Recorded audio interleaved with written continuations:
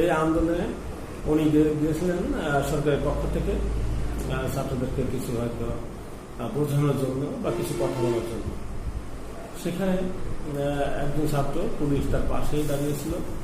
সেখান থেকে একটি বোতল ছিল এবং মারলে বোতলটি মাহফুজ আলমের মাথায় আঘাত আনে। তো আসলে এটা দেখলাম যে ফেসবুকে বা ইউটিউবে এটা বিভিন্ন ধরনের রিয়াকশন আমরা দেখছি। কেউ কেউ এটার খুব নিন্দা করছে। এই আন্দোলনে উনি গিয়েছিলেন সরকারের পক্ষ থেকে ছাত্রদেরকে কিছু হয়তো বোঝানোর জন্য বা কিছু কথা বলার জন্য। সেখানে একজন ছাত্র পুলিশ তার পাশেই দাঁড়িয়েছিল। সেখান থেকে একটি বোতল ছিল এবং মারলে বোতলটি মাহফুজ আলমের মাথায় আঘাত আনে। তো আসলে এটা দেখলাম যে ফেসবুকে বা ইউটিউবে এটা বিভিন্ন ধরনের রিয়াকশন আমরা দেখছি।